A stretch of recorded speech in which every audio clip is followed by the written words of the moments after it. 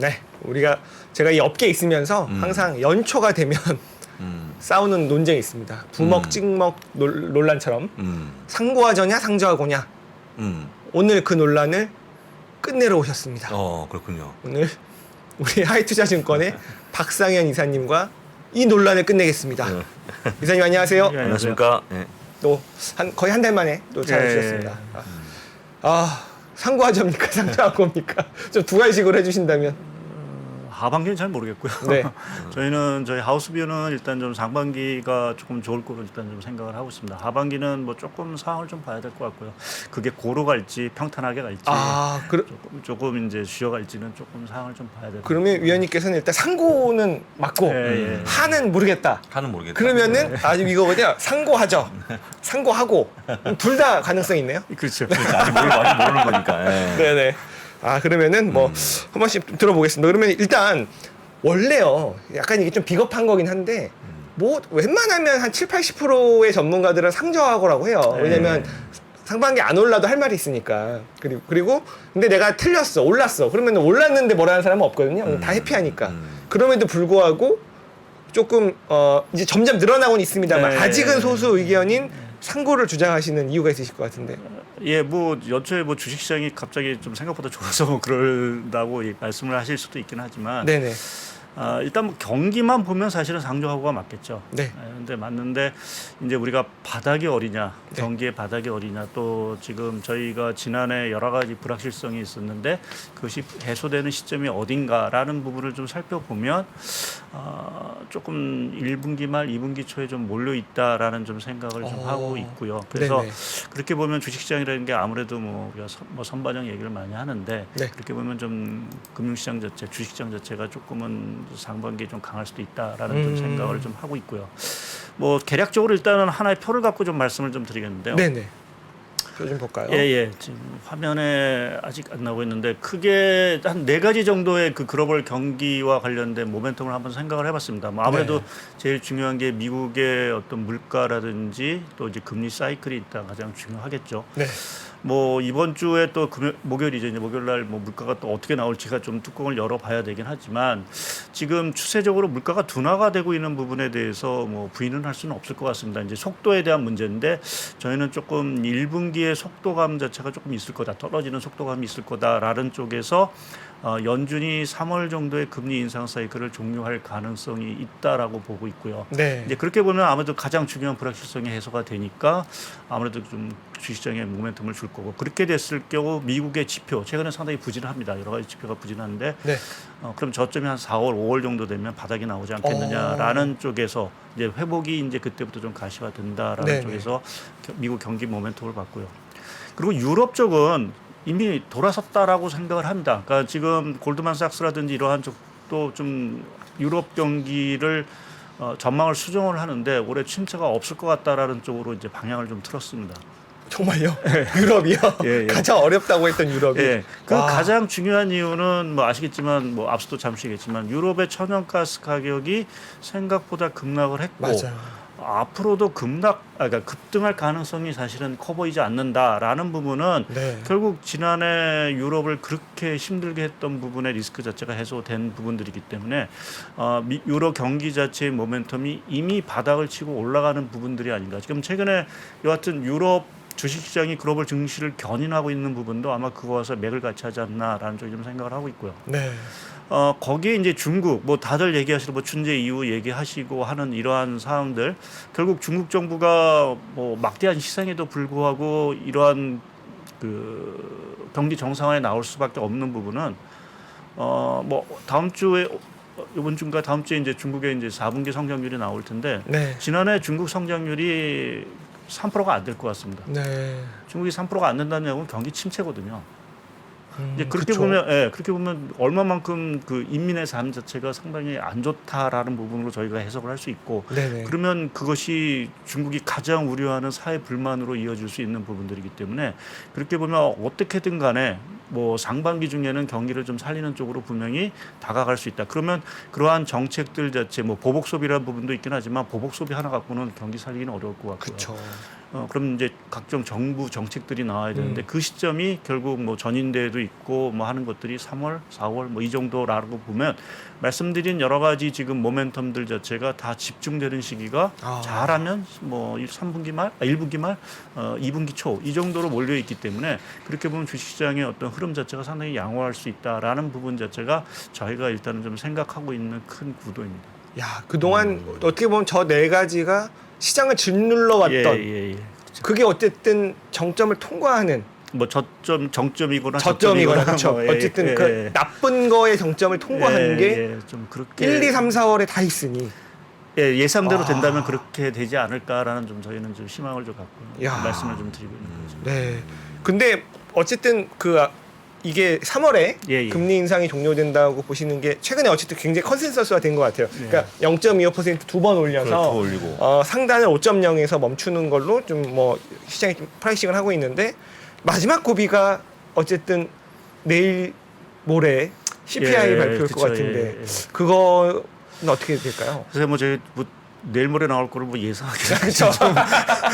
그건 저희들이 하는 거고. 도박을 좀 걸긴 좀 그렇긴 예, 한데 예. 일단은 뭐 12월 달보다도 사실은 2월 쪽에 물가 압력 자체가 사실은 좀 빠르게 둔화될 수 있는 시그널이 사실은 좀 보이고 있다라는 부분을 좀 말씀을 드리겠고요. 네네. 가장 중요한 게 뭐 서비스 물가 얘기를 하지만 그래도 지금 올해 상반기에 미국 물가를 주도한 건 뭐니 해도 에너지 가격입니다. 맞아요. 그러니까 유가가 지금 뭐 아시겠지만 $70 WTI 네. 기준으로 뭐 또 천연가스 가격은 뭐 지금 미국 그 기준으로 보게 되면 $3, $4를 왔다 갔다 하는 상황들이기 때문에 저희가 그러면 기저 효과라는 부분을 생각해 보면 결국 상반기 중에 에너지 쪽에서의 그 하락 압력 자체는 상당히 커질 수 있다. 제가 차트도 같이 그려왔는데요. 그럼 YOY로 장난 예. 아니겠네요. 저 파란색으로 보여드리는 게 이제 유가 상승률입니다. 이미 뭐 많이 꺾였죠. 네. 근데 지금 80불 가정을 했을 때 2월이나 3월 되면은 상승률 자체가 마이너스로 들어갑니다. 그쵸. 뭐 당연하겠죠. 러시아 우크라이나 전쟁이 2월 말에 있었으니까. 맞아요. 그렇게 되면 그 효과, 그러니까 전체 미국 소비자 물가에서 에너지가 차지하는 비중이 한 20% 정도 되기 때문에 그 정도에서 마이너스 효과가 나오기 시작을 했다라고 보면 전체 소비자 물가 쪽에서의 하락 압력 자체는 상당히 좀 빠른 속도로 나올 수 있다라고 좀 일단은 생각을 하고 있고요. 또 한 가지는 이게 좀 화면이 조금 옆으로 좀 갔는데요. 화면지 한번. 네, 저희가 이번에 ISM 제조업 지수하고 그 서비스업 지수 중에 그 세부 항목을 보게 되면 가격 지수가 있습니다. 네. 거기를 보면 이제 물가를 가지고 이제 그걸 이제 저희가 프락시로 좀 보고 있는데 네. 제가 그 두 가지 분을 단순 평균을 해서 저 오렌지색으로 이제 그려놓은 거거든요. 네.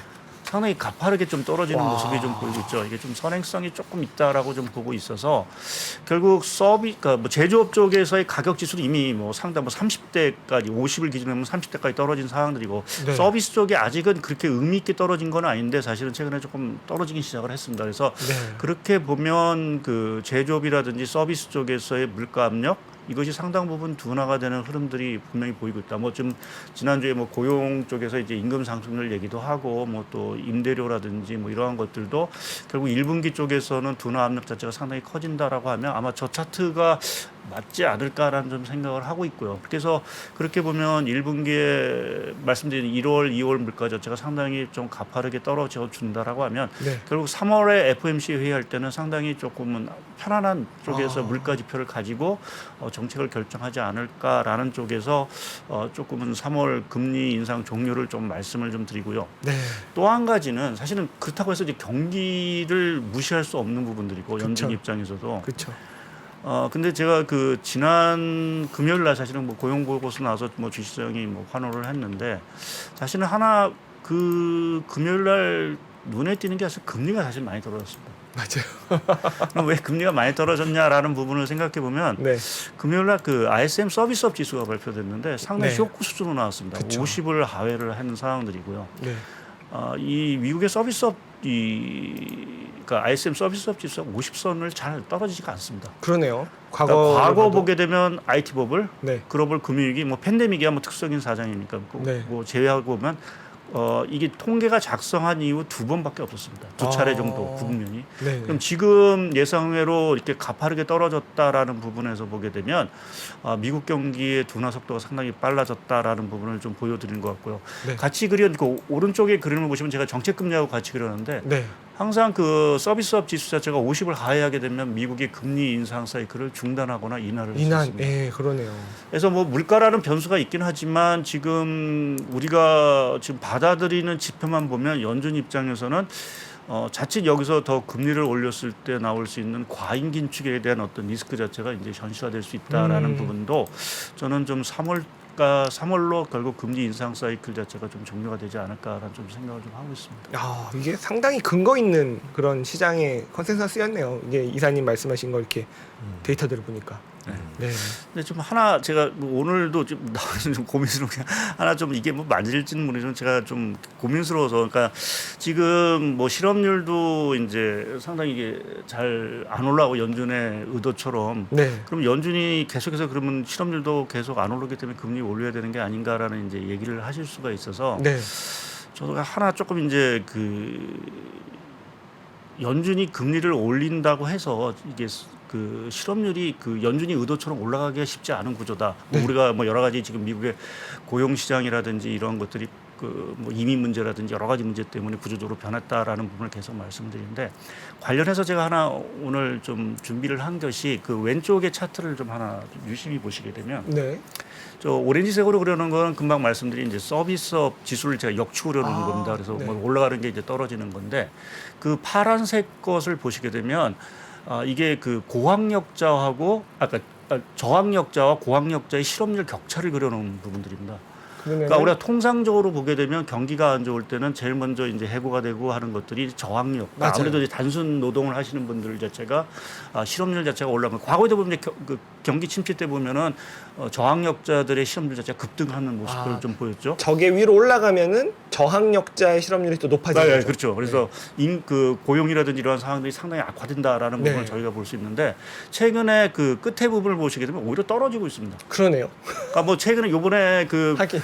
미국의 그 상황이 뭐 IT라든지 이러한 대고의 그 IT 중심으로 뭐 결국 해고를 한다라는 것이 결국 맞아요. 고학력 중심일 수도 있는 부분들이 있지만 결국 서비스 경기가 지금 저렇게 안 좋아도 사실은 저임의 그 저학력자들 잘 이렇게 해고를 안 한다는 얘기 되겠죠. 그러니까 이번 같은 경우는 상당히 독특한 저 차트만 보면 참 독특한 경우가 있어서 지금 고용 시장 하나만 가지고 우리가 연준이 여기서 금리를 더 올릴 거다 이렇게 얘기하기가 네. 여러 가지 측면에서 조금 어렵다. 그러니까 과거와는 좀 다른 패턴이다라는 부분을 좀 저런 차트에서 조금 좀 볼 수 있지 않을까 좀 생각을 좀 하고 있습니다. 그래서 뭐 꼭 실업률이 올라가야 연준이 금리 인상 사이클이 중단이 될 거다라는 어떤 그런 생각에서는 제 개인적으로는 조금 이번에는 좀 다를 수도 있지 않겠느냐라는 쪽에 좀 생각을 좀 해봤습니다. 저도 그래요. 그러니까 어쨌든 연준의 목표가 사람들 일자리 잃게 하는 게 목표는 아니잖아요. 네. 그게 물가를 떨어뜨려 줄 것 같아서 그런 거지. 근데 그렇죠.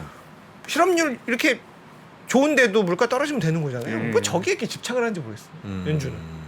뭐 아무래도 연준 입장에서는 이제 뭐 단순하게 물가 떨어지는 것보다는 이제 안정적인 물가대로 사실 들어가기 위해서 그러니까 안정적인 어떤 뭐 연준이 얘기하는 2%대 어떤 물가 수준을 회귀시키기 위해서는 네. 뭐 그럴 수도 있다라고 하지만 지금의 여러 가지 미국의 뭐 미국뿐만 아니라 전 세계적인 요번에 어떤 변화 특히 이제 팬데믹으로 오는 여러 가지 그 변화를 보게 되면 정말 2%대로 가기가 그렇게 쉬운 과정은 아니다. 그러니까 제가 앞서 이제 하반기 쪽에 잘 모르겠다고 말씀을 드린 이유 중에 하나가 사실은 이제 상반기를 말씀드리는 물가라든지 이런 것들이 제 예상이라고 하면 상당히 좀 빨리 떨어질 수 있는데 하반기 쪽에서 그러면 더 속도감이 있을 거냐라는 부분에서는 조금 아직 좀 퀘스천이 있습니다. 그러니까 그 부분은 이제 구조가 상당히 많이 변했다는 부분들이고 이제 그렇게 됐을 때 결국 주식시장이 오르기 위해서는 미국이 금리 인하를 안 하더라도 결국 이제 10년물 국채 금리라든지 이러한 것들이 상당히 의미 있게 떨어져야 되는데 그게 이렇게 그렇죠. 예, 그래서 좀 하반기는 조금 그래서 좀 상황을 좀 지켜봐야 된다는 쪽에서 이제 말씀을 좀 드리고 하반기에 변수. 예. 그리고요, 이사님. 요새 금값이 좀 심상치 아, 않은데 예. 근데 금의 최대 단점은 그거잖아요. 이자가 없는 거, 그죠? 예. 금리가 없는 거, 그러니까 예. 이자를 안 주는 건데. 그래서 버핏이 싫어하잖아요, 버핏이. 그래서 그래서 금리가 인상기에 어쨌든 타격을 받았는데 그렇다면 예. 금리 인상 사이클의 종료 시그널과 예. 금값 상승이 연결돼 있는 건가요? 예, 저는 좀 그렇게 좀 생각을 하고 있고요. 그 이유는 사실 금이라는 게 뭐 아시겠지만 그 여러 가지 지금 뭐 또 수단이랄까 수요가 있는 거죠. 우리가 이제 안전자산 수요도 있는 거고, 네. 뭐 상당히 안 오를 땐 금으로 또 가는 부분들도 있고, 또 어떤 때는 이제 인플레 해지 수단도 되는 네, 부분들도 맞아요. 있고, 또 한 번은 뭐 산업력 수요 자체가 좋아서 사실 올라가는 부분들도 있고. 또 한 가지 이제 달러와 이제 어떻게 보면 금은 상당히 이제 어떤 반대 방향에 사실은 이제 서 있는 맞아요. 부분들이어서 결국 달러 부분 자체가 약세가 되는 부분 자체가 결국 금값을 올리는 뭐 화면에도 지금 다시 보여드리고 있는데 네. 지금 금 가격 자체가 아시겠지만 지난 이제 10월부터 바닥을 치고 올라오기 시작을 했고 반대로 달러는 이제 10월부터 정점을 찍고 내려오면서 아주 뚜렷한 역관계를 사실은 그러네요. 보고 있습니다. 그러니까 그럼 저 달러라든지 금 가격의 이러한 방향성이 나오는 가장 주된 요인은 뭐냐라고 보면 말씀하신 금리 인상 사이클에 대해서 결국 이제 종료 기대감이 있기 때문에 달러가 결국 약세가 되는 부분들이 결국 금 가격 상승을 지금 견인하고 있는 부분들이 아닌가라는 쪽이 좀 생각을 하고 있고요. 거기에 이제 소위 중국의 리오프닝 효과, 뭐 아무래도 네. 이제 중국이 문을 열면서 금 수요가 늘어날 거다라는 어떤 그런 기대감 자체, 뭐 산업용 수요가 됐든 뭐 보관용 수요가 됐든 간에 늘어날 수 있다라는 어떤 기대감이 자칫 맞물리면서 최근에 금 가격이 조금은 반등을 하는 것 같고요. 그러면 달러의 흐름 자체, 그러니까 저 흐름이 결국 금리 인상 사이클을 종료를 반영한다라고 하면 조금 더 떨어지는 게 맞겠죠. 예, 그렇게 하면 금 가격 자체도 조금은 더 올라가는 뭐 이러한 모습이 조금은 상반기에 전개가 되지 않을까라는 생각을 하고 있습니다. 저 차트를 보니까 그러니까 당연히 달러랑 정말 반대로 가는구나 느꼈는데 그 저 차트를 보면 희한하게 금이 예. 안전자산이라고 생각하시는 분들도 있는데 예. 증시랑 똑같이 오르고 똑같이 빠졌어요. 그러니까 작년 같은 경우는 네. 다들 이제 전쟁 터지고 나서 금리 가격이 오르지 않을까라는 네. 이제 생각을 했는데 그 부분에서 이제 또 인플레도 이제 그러니까 네. 금도 금값이 올라가지 않을까 근데 거기서 이제 하나가 이제 미스가 난 게 이제 달러가 너무 강세였다라는 맞아요. 부분 또 하나 실질 금리 자체가 너무 올라갔다라는 부분에서 뭐 아까 뭐 이자가 없다는 식에서 네. 이게 실질 금리가 너무 올라가다 보니까 금에 대한 어떤 수요 이런 것들이 상당히 약화될 수밖에 없는. 그러니까 금이라는 것이 뭐 하나의 어떤 요인을 가지고 설명하기가 상당히 좀 어려운 상품 중에 하나인 것 같습니다. 그렇죠. 예. 되게 요인이 많죠. 예. 이게 심지어 어떤 분들은 최근에 미국에 반기를 드는 진영이 생겼잖아요. 예. 그들이 금을 어마어마하게 사들이고 있다. 그래서 뭐 그거 네. 그러니까 있잖아요. 몇몇 그죠? 중국, 러시아 뭐 이렇게 예. 예. 그런 얘기도 하더라고요. 네. 금값까지 받고 그다음에 어쨌든 지금 시장은 어쨌든 아까도 유럽 증시 말씀해 주셨고 중국 리오프닝 말씀해 주셨는데 미국보다는 미국 이외의 국가들이 좀 이끌고 있단 말이에요. 예. 이런 중국과 유럽의 모멘텀, 특히 유럽의 모멘텀 이런 것들 좀 그러니까 지속될 수 있을까요? 제가 사실 유럽에 관심이 없어가지고. 근데 예, 저도 뭐 몰랐어요. 사실 유럽을 이렇게 잘 들여보는 건 아닌데 사실은 가장 크게 저도 와서 여기서 몇 번 말씀드렸던 유럽 뭐 겨울이 위험하다 뭐 이런 얘기를 말씀을 드렸는데 그 고비를 사실 넘었다는 건 뭐 당연히 가장 큰 호재인 부분들이죠. 그것만으로도. 예, 그것만으로 호재인 사항들이고 이제 앞으로 날씨가 뭐 아까도 뭐 겨울철 날씨를 얘기를 하셨지만 뭐 다행스럽게 정말 다행스럽게 유럽이 올해는 뭐 이상 기후가 가지고 따뜻했다라는 게 상당히 유럽의 어떻게 보면 축복일 수 있는 부분들이 있고요. 특히 이제 거기에 덧붙여서 제가 이거 보니까 독일의 그 천연가스 재고율입니다. 최근에 그 1월 7일 기준으로 보게 되면 재고 비축률이 91% 수준입니다. 와우. 아직도. 작년에 2월 달이 30%가 안 됐었습니다. 그쵸. 원래 다 쓰잖아요. 겨울에. 다 쓰는 건데 네. 지금 91%를 갖고 있다면 작년 대비해서 보면 거의 3배 이상의 지금 재고를 갖고 있는 상황들이기 때문에 뭐 여기서 아무리 추워진다 하더라도 지금 충분하게 이번 같은 겨울은 넘길 수 있는 상황이 지금은 재고량을 갖고 있는 상황들이기 때문에 천연가스 가격 자체가 급등할 가능성 자체가 상당히 이제 희박해지고 있는 상황들이죠. 또 최근에 뭐 이거 위에도 이제 재고의 유입 속도하고 나가는 속도를 보게 되면 들어오는 속도가 더 빠릅니다. 그러니까 그렇게 보면 재고율은 계속해서 유지를 하겠죠. 그래서 그렇게 보면 이게 또 겨울철 이제 2월 정도 지나가면 한 차례 정도 더 천연가스 가격이 떨어질 수도 유럽에 떨어질 수도 있지 않겠느냐라는 쪽에 좀 생각을 해보면 그 부분에서 아까 뭐 골드만삭스가 왜 갑자기 유럽 경기가 침체 안 갈 거야라고 얘기한 부분에 있어서는 결국 천연가스 가격이 저렇게 떨어지다 보니까 연말 정도 가면 지금 뭐 유럽의 소비자 물가가 한 3% 초반 뭐 이렇게까지 떨어질 거다라고 이제 골드만삭스에서 전망을 수정을 한 상황들입니다. 그러니까 그만큼 이제 인플레라든지 이러한 것들이 가파르게 떨어질 수 있다라는 것이 유럽에 있어서의 인플레 부담도 떨어지고 당연히 그렇게 되면 이제 각종 심리 지표 이런 것들이 다 먼저 하겠죠.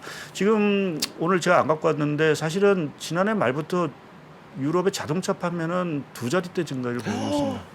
오. 네, 수요라는 부분 자체가 물론 뭐 그동안 워낙 안 좋았다라는 그래도. 부분도 있긴 하지만 그래도 지난해 뭐 12월 데이터는 제외하더라도 10월, 11월 보면 2자릿대 가까운 수요 증가가 나오고 있다는 거는 그만큼 이제 심리가 회복이 됐다라고 좀 봐야 될 것 같고 저렇게 이제 에너지 가격이 떨어지게 되면 더더욱 이제 수요가 조금 더 탄력을 받겠죠. 그래서 유럽 경기 자체가 상당 부분 그렇게 보면은 우리가 우려했던 부분보다는 상당히 좋을 수 있고 뭐 제가 천연가스 얘기도 만들었지만 뭐 아시겠지만 지금 그 러시아 원유에 대한 유가 상한제가 네. 상당히 실효를 걷고 있는 거 처음에 우리가 반신반의했던 맞아요. 부분들이 있는데 실제로 보면은 지금 거래되는 금이 뭐 브룸버그에 얘기하면은 뭐 한때는 뭐 $30에서 거래된다. 뭐 러시아산 그 원유가 뭐 그게 뭐 평균치는 아니겠죠. 대충 한 50불에서는 거래가 되는 것 같습니다. 우랄산 같은 경우로 보면. 그러면 그 부분에 있어서의 그 가격 하락, 그러니까 러시아 입장에서 계속 팔아야 된다니까 계속 물량이 나오겠죠. 네. 이제 그렇게 되면 전반적인 천연가스뿐만 아니라 유가에도 상당히 기여를 할 거로 보고 있어서 그렇게 보면 그것이 전반적인 뭐 글로벌뿐만 아니라 유럽 경기에도 상당히 좀 훈풍을 불어주는 그러한 효과를 좀 보일 수 있지 않을까 좀 보고 있습니다. 야, 아까 그 저 천연가스 차트 보시니까 해놓은 것 좀 한번 띄워주시면 재고? 네, 재고 재고. 차트 저 띄워주시면 저는 네. 못 오르는 게 아니라 더 떨어질 것 같아요. 그러냐면 지금 점 찍어 놓으신 게 지금 예, 23년의 재고예요. 예. 자, 요 두 개의 색깔의 그래프가 21년, 22년 그려주신 거 있잖아요. 평균이랑 22년 그려주신 거. 한 17년하고 22년 5년 평균이고요. 네, 5년 평균하고 예, 22년 그려주신 거 있잖아요. 예, 자, 3월부터 해서 쭉 올라오는 거 있죠. 예. 저게 한 해의 수요예요, 수요. 저게 올해 없다는 겁니다. 그렇죠. 예, 뭐 그렇죠. 예. 채워 나가는 게 수요잖아요. 유럽의 네. 가스 수요가 그렇죠. 올해 예, 없다는 예. 거예요. 지금 저장고에 꽉 차 있어서 물론 이제 큰일 났습니다. 예, 진짜. 상황이 뭐 또 전쟁이 또 어떻게 또 네. 돌변할지 뭐 상황에 따라 좀 다르긴 하지만 네. 지금 현재 상황만 보게 되면 상당히 뭐 유럽 증시가 올라갈 수밖에 없는 상황으로 사실은 지금 전개가 되고 있다라고 좀 봐야 됩니다. 유럽에 관심 좀 가질 걸. 제가 그 이사님 좀 빨리 좀 만났으면. 또 유럽 얘기까지 해주셨고 또 그렇다면 중국입니다. 중국은 지금 그러니까 관심들은 있어요. 예. 그리고 투자 경험도 있어요. 근데 너무 미워서 쳐다도 안 보기도 했었고 그런데 어느 순간 스멀스멀 너무 올라와 있어서 그렇다면 지금이라도 너무 헷갈려요. 좀 중국 어떻게 보시는지요? 사실은 저는 뭐 중국에 대해서 아주 그렇게 긍정적으로 보는 부분들은 아닌데 네. 앞서 이제 벌써 상반기는 그래도 우리가 조금 즐길 수 있는 시간은 있다라는 좀 생각을 하고 있고요. 아까 뭐 골드만삭스가 유럽의 그 경기 전망치를 올렸다라고 이제 말씀을 드렸는데 최근에 하여튼간 공교롭게 아이비들이 뭐 지금 골드만삭스도 그렇고 모건스탠리도 그렇고 중국에 대해서 상당히 강한 콜을 하고 있습니다. 사야 된다라고. 갑자기 왜 돌변했는지는 뭐 저도 잘 모르겠지만 결국 이제 리오프닝과 관련된 어떤 경기 회복에 대한 기대감 뭐 이것이 사실은 좀 강하게 지금 오고 있다라고 보고요.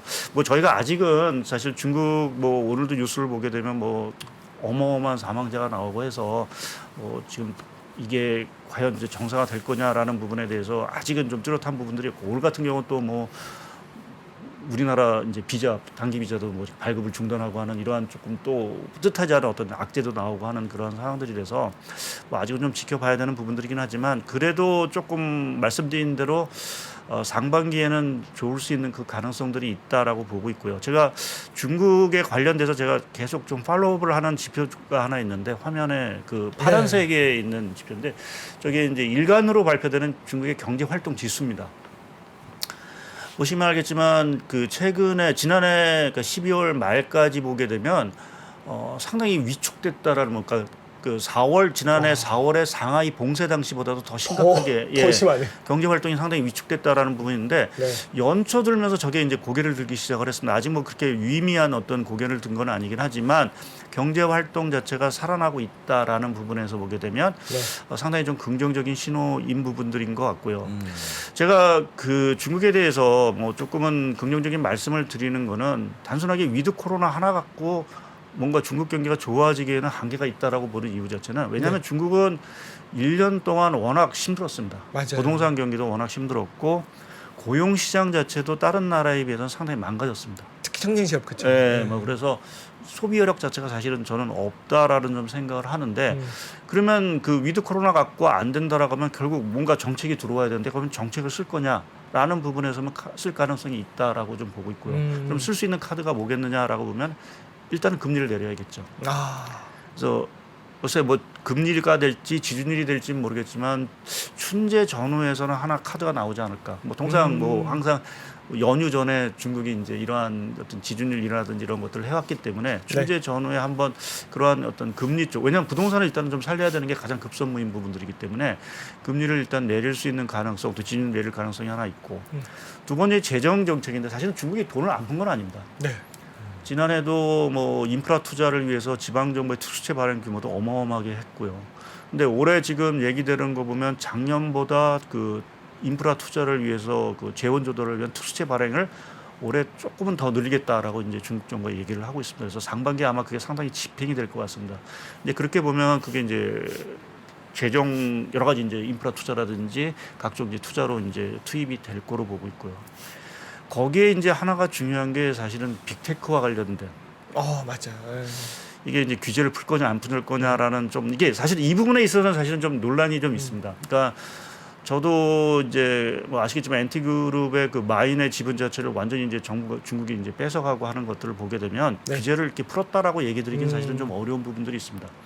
근데 중국 정부가 취하는 어떤 이 빅테크와 관련된 규제는 크게 좀 대비된다라고 봐야 되는 게 이제 알리바바라든지 이런 과점 이러한 쪽은 상당히 규제를 계속 할 것 같고요. 네. 그러니까 그것이 이제 또 부동산 헝다와 같이 이렇게 좀 과점이 있는 쪽에서의 것들은 뭐 공동부유 정책 이런 것들 때문에 계속 규제를 해나가는데 그렇다고 첨단 산업을 포기하지는 않는 거고. 그렇겠죠. 그러니까 그럴 수 없죠. 뭐 미국과의 어떤 것도 싸움을 해야 되는 부분들이 있어서 그렇게 보면 그러한 쪽에서는 계속해서 규제, 빅테크 쪽에서는 결국 양면 정책을 갈 거다라는 쪽으로 좀 생각을 해볼 수 있다라고 보면 조금 빅테크 뭐 알리바바가 아니라 다른 쪽에서의 하이테크 쪽에서의 규제 푸는 움직임은 좀 가셔야되지 않겠느냐라는 부분이 상반기에 조금 중국 경기 흐름을 좀 저희 기대해 볼 수 있고 특히 이제 2분기까지는 어찌 보면 좀 V자 반등 비슷하게 중국이 좀 성장률이 나올 수 있다라고 보고 하반기 들어가서는 저 뭐 이 정책 효과가 좀 소멸이 되고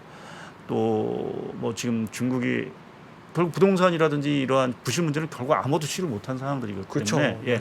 그 문제가 다시 불거질 수도 있고 또 미중 갈등 문제도 또 여전히 좀 도사리고 있는 부분들에서 하반기 쪽에서는 성장의 속도 자체가 다시 조금 둔화될 수도 있는 그 가능성은 좀 있어서 일단은 저희가 보이는 상반기 쪽에서만 일단 좀 집중을 하시고 한 2분기 들어가면서 중국의 상황은 조금 좀 지켜볼 필요는 있다라는 쪽의 말씀을 좀 드릴 수 있을 것 같습니다. 네, 알겠습니다. 오늘 그럼 다 해주신 건가요? 뭐 몇 개 더 있긴 한데 뭐 대충 했고 네. 뭐 우리나라 얘기를 잠깐만 네. 잠깐 짧게만 해주시면 좋을 것 짧게만 같아요. 말씀드리면 사실은 국내도 뭐 다행스럽게 사실은 좀 이제 좀 따라가는 뭐 중국이라든지 유럽 따라가는 모습이고 네. 그럼 우리나라는 뭐가 좋아지고 뭐가 나빠지겠느냐라는 부분을 좀 단순하게만 좀 설명을 드리면 네. 뭐 화면에 좀 제가 좀 볼까요? 첫째 좋아지는 거는 무역 수지하고 중국 모멘텀입니다. 당연히 에너지 가격 떨어지고 하니까 무역 수지 적자 규모는 저는 줄어들 거로 좀 보고 있고요. 네. 근데 그건 결국 기업의 마진의 개선으로 이제 이어지겠죠. 그리고 또 한 가지는 중국이 좋아진다라고 하면 결국 우리나라 대중국 수출이라든지 뭐 맞아요. 반도체 수출 뭐 이런 것들이 좋아지니까 그 부분의 저점 자체도 결국 1분기 말 정도는 나오지 않겠느냐라는 쪽에 좀 생각을 하고 있고 다만 올해 우리나라가 조금 잘 잡아야 되는 거는 올해 토끼이지만 집토끼를 잘 잡아야 된다. 부동산 경기 자체를 어떻게 연착륙시키느냐라는 부분 자체가 네. 지금 남은 하나의 어떤 과제다라고 좀 말씀을 좀 간단하게 드리겠습니다. 정부는 사활을 걸고 있더라고요. 예. 부동산 부동산. 규제 풀고 금리 동결 얘기까지 지금 나오고 있어요. 그래서 이번 1월은 뭐 금리를 올리긴 했지만 사실은 네. 거기서 추가적으로 더 이제 하는 금리를 올리기는 쉽지는 않지 않겠느냐 생각을 금요일이잖아요. 예. 그렇죠. 금리 동결 얘기가 스멀스멀 나오고 있어요. 물론 우리 블루드래곤 형님이 또 어떻게 하실지는 봐야겠지만, 네. 아 우리 또 국내의 또 이슈까지 정리를 네. 해주셨습니다. 제가 또 하기 또 우리 박상현 이사님 나오시는 주가 공교롭게도 제가 한 달에 2번씩 지점에서 세미나를 하는데 이렇게 제가 꼭 마음에 드는 자료를 갖고 오시면 제가 몇 장 또 조금 더 세미나를 좀 촬영하시려고? 쓰겠습니다. 예. 네, 궁금하시면 목요일 네. 날 4시에 저희 지점에 오시면 될 것 같습니다. 네. 그럼 오늘도 너무나 또 중요한 얘기 해주셨고 우리 송 PD 썸네일 나왔다. 이 논란을 끝내러 왔다. 우리 박상 이사님께서 상고하저 논란. 네, 그러면은 또 다음에 또 좋은 기회 모시겠습니다. 예. 박상 이사님 감사합니다. 고맙습니다. 네. 2023년 투자 계획을 고민하고 계십니까? 2022년을 돌아보고 내 종목을 점검해 볼 시간. 그래서 준비했습니다. 반도체, 2차 전지, 자동차, 인터넷, 바이오, 그리고 국내와 글로벌 투자 전략까지 각 분야 베스트 애널리스트만 모셨습니다. 2023 베스트 투자 전략. 이번 강의는 사전에 설문조사를 통해 투자자분들이 진짜 궁금해하는 내용을 담았습니다. 12월 22일 목요일까지만 제공되는 3프로TV 다이어리 캘린더 세트와 수강료 37% 할인 혜택을 절대 놓치지 마세요. 자세한 내용은 영상 하단 링크 또는 네이버에 3프로TV를 검색하세요.